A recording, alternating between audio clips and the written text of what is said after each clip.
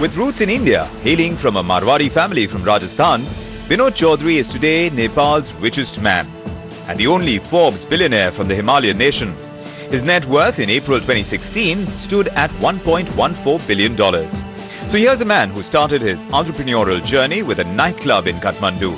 But real fame arrived in 1985 with the popularity of noodle brand YY, the success of which crowned him Noodle King.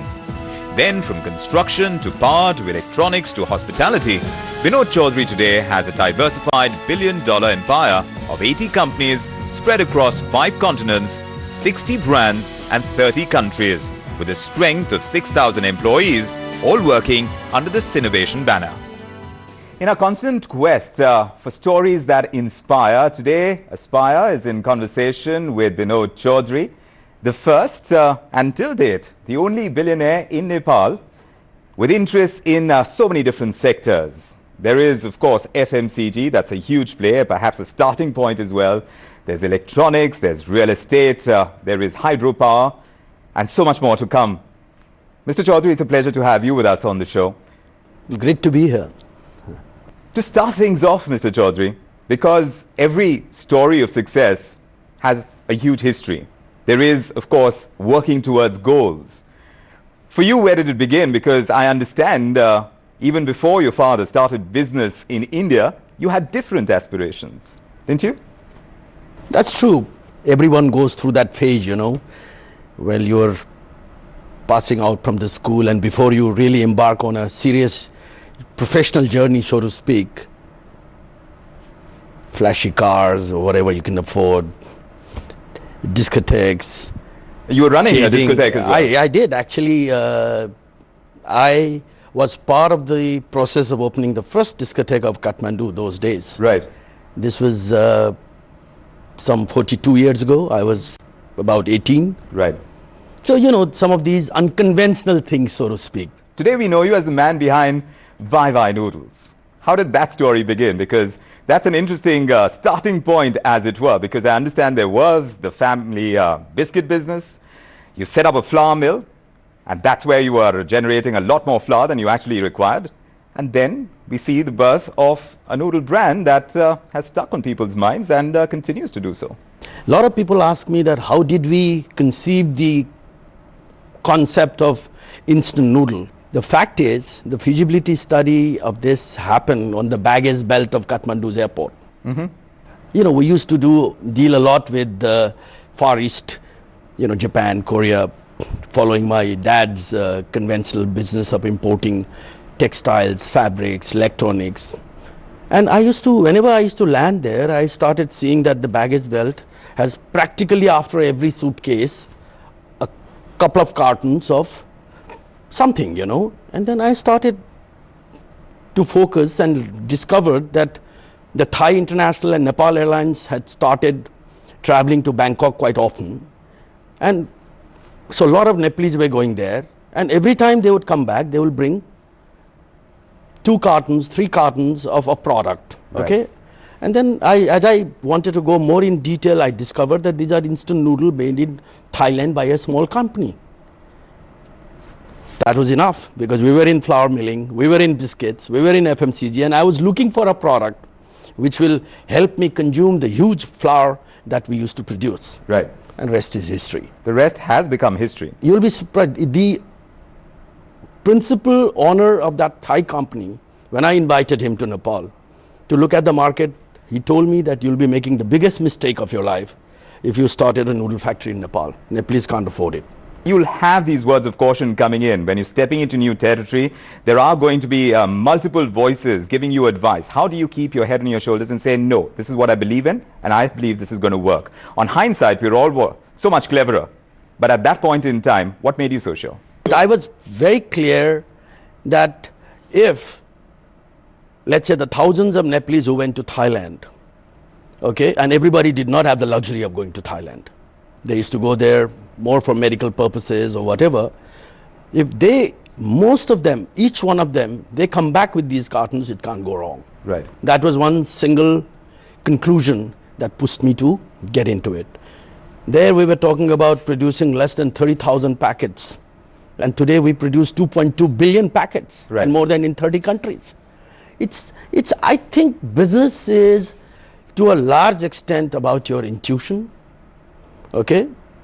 It's also about taking rational decisions based on certain fundamentals that you believe in. You may not be able to academically substantiate everything in life. For instance, I know that you did not go after a business management degree, yes? I mean, that wasn't even on the table at that point in time. All of this was generated as you went along. Experience told you what your next step is going to be. I was to come to Mumbai to become a chartered accountant. Yes. Okay, I was preparing for that. Of course, the hidden agenda was also Bollywood, not to act or not to produce, but the fascination for the industry, fascination for Bollywood. What would you see yourself do? Because you've always planned your career moves. As a student, I came here. Yes. And I was fascinated by the city, fascinated by the industry. But I've always, even when I was running a discotheque, I looked at it as a serious business. A lot of people don't believe it. At the age of 18, if you get into opening a discotheque, people will immediately conclude that it's for fun. Right. Okay? I used to have fun, but my priority was business. I had to make that discotheque work. So probably even if in Bollywood, if I did something, I can assure you, chances are that would have been a successful. I find it very interesting that so many other areas that you've gone into, but you haven't found a good business opportunity in the world of entertainment? No, I'll surprise you. We are seriously, because the fact is, again, there are more than 4 billion, viewers or audience of Bollywood, while Yes. only 3 for Hollywood. It's the single largest industry, and it's going to grow. Take your point very well, but when you were looking at expansion, you created Viva Noodles, and you're looking at now where you're going to take this ahead, because that became a success. What was the thought process then? At which age did you realize now I've got to kind of expand the scope of activity? In our case, we took a conscious decision to go outside Nepal in 1990 for 2 reasons. Every group aspires to go global. Secondly, life was becoming more difficult. We had the Maoist insurgency coming in, political environment was becoming more difficult.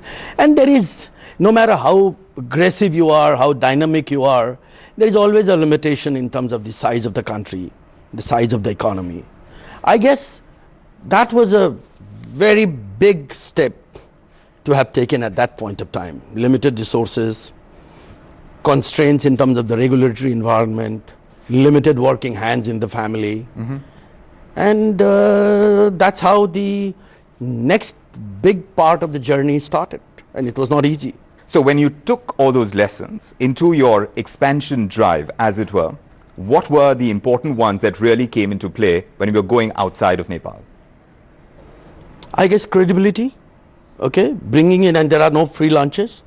I had to be able to bring in ideas or brands or network or demonstrate that I can deliver better than others, because I'm a great believer in joint ventures. Okay, when I started the joint venture, which I'm very proud of with Taj, I had no hotel background. Here I came from Nepal. Okay, and why suddenly a joint venture with Taj in Sri Lanka and Maldives? It's really a question of articulating your thought process and packaging it with your strengths, which may have been tried and tested in some way, okay, and making it relevant. At the end of the day, everybody has to start somewhere for the first time, right? Yes. And that's what you were trying to do? Yes. We were actually, we wanted to open a hotel in Nepal. Right. A Taj in Nepal, and it was not possible because they were non-compete. Taj already had a relationship. But then I was offered to look at Sri Lanka, which was a country which was in serious trouble. Terrorism, LTTE, as it was at its peak. Actually, I remember it was the same time when the 6 aircrafts were bombed in Colombo airport. Not even Sri Lankans were prepared to touch that property. Rooms were sold for $20 a night. Talking about the life that's gone by, the businesses that you've created and are in the process of creating, something that Binod Chaudhary has been able to put down in an autobiography. We'll talk about that and much more after this small break. Do stay with us.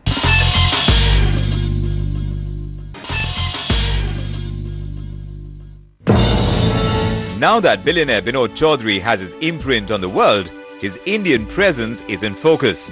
Sinovation has acquired a 51% stake in India's Fern Hotel chain, and his total hospitality operations will take an investment of over $400 million.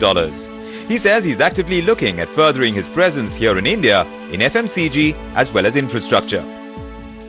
As many businesses as you are in right now, Mr. Chaudhary, how do you look at the possibilities that exist when you talk about India, the Tatas, the Bidlas? These are household names. To be able to do that within the Nepalese or the Indian context or the many geographies that you're present in, how much of a challenge is that? To me, coming from Nepal is an advantage to me, because you won't find, and I've seen that in any, right from Davos to New York to any major international forums, I don't find many people from there. I mean, from a big country, sometimes it's more difficult to establish a mark. Does it have its advantages? I think it has huge disadvantages, but there is certainly disadvantage of being the only from a particular country. It gives you an instant visibility and recognition. Okay, and you are, if you are someone who's accomplished in your respective country, no matter how big or small that country is, you are at par with the biggest of the big country. Right. Okay, so that is an advantage. But having said that, when you go transnational, that philosophy alone doesn't work. That gives you a platform, but then you have to build yourself, position yourself, compete, and come up with ideas which are going to work. Let me give you the example of YY. Yes. Okay? I tell many that, look, Nepal is like one little tiny state of India. Okay, we did extremely well in Nepal. And then we started selling to the northeastern states from Nepal. But Northeast is sort of a part of India which nobody bothers. You know, it's like a neglected, you know, sort of a cutout. Sadly so. So it is a fact. Okay. And Again, that's where you saw that's where we started selling noodles, and then we developed the idea of starting to grow this brand without trying to be too greedy about the big cosmopolitan cities. Right. Because that's where you need big deep pockets, the ability to come in major publicity mediums, you know, television for instance. Yes. Okay, and the danger of, if you're not able to make a mark when you launch, when you start, then there is no second time. A product, a brand is never given a second time. So we took that strategy, and today we have a more than a 25% market share. The brand has never been advertised at the top line level. Okay, the students love it. I call them my true marketeers and ambassadors. It's like the people carry Alfonso mangoes, Right. okay, from Maharashtra, and they carry it all over the world. They do. Okay, it's like YY is carried by the students from Nepal and Northeast to all over the world, and they're the ones who created this brand. Yes. Now, of course, we are going to support the brand by going ATL, etc., a big jump. We are already in manufacturing in most parts of India. We are starting in Middle East. We are going to start in East Europe, in Africa. So, but the process has been, I mean, unconventional, so to speak. How do you compare it to the growth of Maggi noodles? I think we've done, first of all, we don't have a head-on competition. Right. Okay. Which you've because established. we but we're are still a in the completely noodle different category. product. We're still talking FMCG We are different products. products. It's a FMCG. But there is a personal connect. That's another. I agree. That's another very strong corollary that you have. Yes, it is, and I think Maggi did extremely well in developing that culture of noodle eating in India. You know, they were the pioneers. But you know, it's all about product. It's all about flexibility that the product offers. Yes. It's all about the value addition that the product offers. Sure. But the competition is stiff. You have Patanjali, for example, that's coming up in such a big way, another different model, someone who's thinking out of the box and is catering to what the demand of the market is. How do you see the growth of Patanjali? At the end of the day, it's all about product. You know, no amount of gimmicks or a fantastic campaign can sustain the product forever, particularly a product in FMCG space. We have a history of some 36 years of producing YY. Okay, people still, psychologically there is a huge sort of a dependence on, I want YY from Nepal. Right. Still there are people, it's same.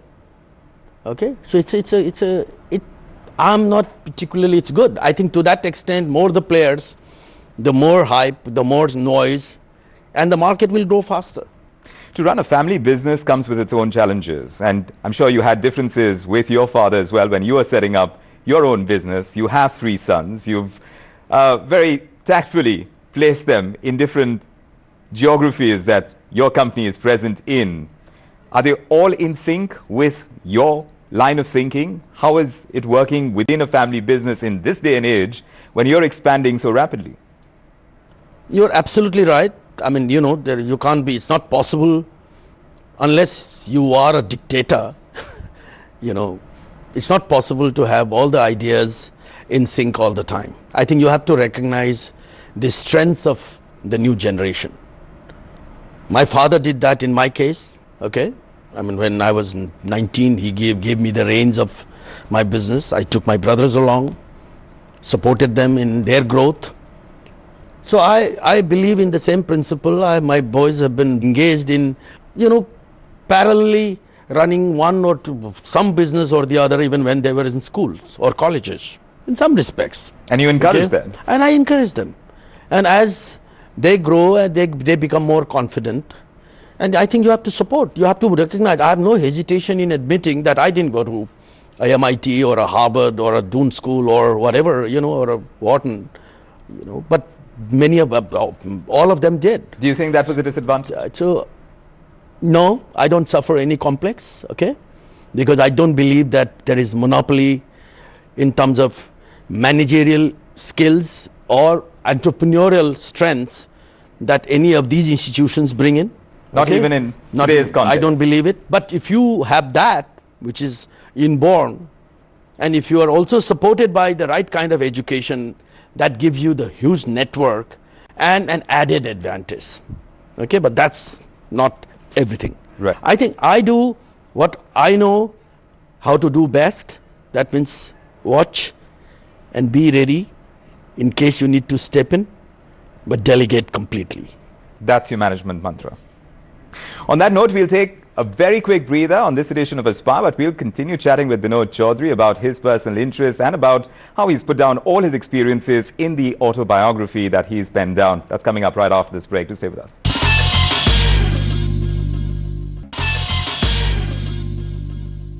Welcome back to this edition of Aspire. We're still in conversation with Binod Chaudhary. And of course, Mr. Chaudhary, when you talk about setting up a business empire, there is the legacy that you've already created. You're 61 years old today. You have penned down the many experiences you've had, the many challenges, the opportunities that you've spotted and really gone after. What really spiraled the interest, as it were, to put it all together in a book? When I was approached by the original publisher in Nepal, that was about 8 years ago, that, we want to do a book on you. I mean, it was a very difficult decision for me because I knew that many of the characters that I've dealt with, I may have dealt with people tactically, I may have dealt with people strategically, that's history. But when I record all of that, many of them may not like it. And they're all alive and in important position. Right. So on one hand, that was a tricky issue, but same times, my conscience told me that you owe this to the people because Nepal has taken this constant beating. Politically, it's considered to be one of the poorest countries in the world. The Nepalese, 6 million Nepalese diaspora who go all over the world are often considered to be going for sort of sub-level employment opportunities. Right. I think people in the whole world and including my own people in Nepal, the new generation of Nepal, they need to know that you can still do it coming out of the streets of Kathmandu. So the idea is to inspire. I think share and share very candidly, Right. totally candidly, and I decided that we'll do it. took me 5 years because it was not easy. Not easy because you didn't have enough time? I didn't have enough time, and I had to... it was easy in the sense to do the book because I never calculated what I should say and what I shouldn't. I just went on saying whatever happened in my life, you know. I've not had one person ever question that what I've said is wrong. They may not have liked it, many of them. That's a different story. Then recently now, the Penguin Random House, they wanted to do a global version because it's been the bestseller for last several years. So I take that as yet another opportunity to share what one has learned. And what you've learned is quite enormous. I'm just wondering, in this process of learning, in the process of being able to set up your own businesses and looking at more and more opportunities along the way, how do you unwind? How do you kind of break away from the many tensions that would have come your way? I believe in that principle, that life has different facets which are equally important. Okay, it's like pitching a tent, okay, with 4 poles on the sides and 1 in the center.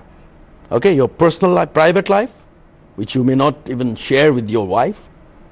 Okay, you may have your own passion, you may like to do things where you want to be completely secluded on your own.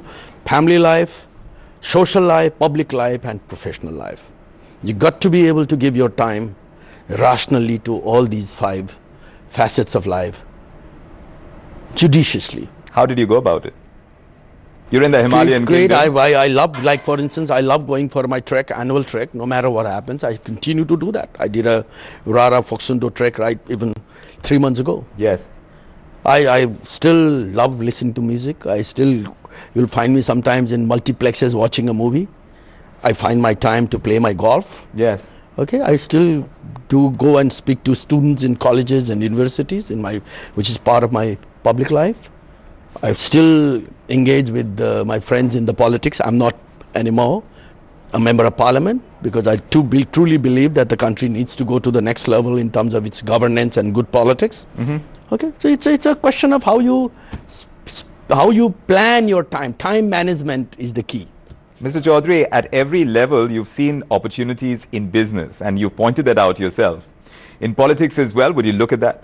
The business of running a country has to be more serious than running a business itself, because you're dealing with diverse and complex social status and different priorities. Exactly. And everything is not measured in monetary terms or bottom line. Yes. I was having a private conversation with your sons, and they tell me that you have these passions. I'm not sure how much you'd like to share, but I know that you like your cars, right? You've had your Range Rover. Yes. And they've actually had you buy these cars so that you can enjoy your private passions. And that's something that you were talking about.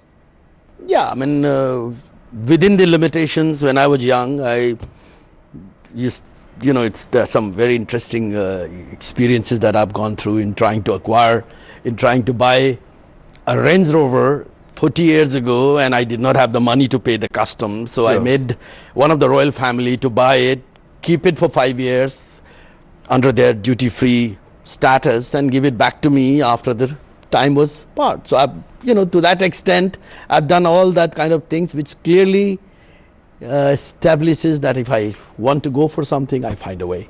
The focus is all important, and staying on course. Something that Mr. Binod Chaudhary has done so wonderfully well. It's such a pleasure talking to you. Thank you for joining us on Aspire. Thank you very much for inviting.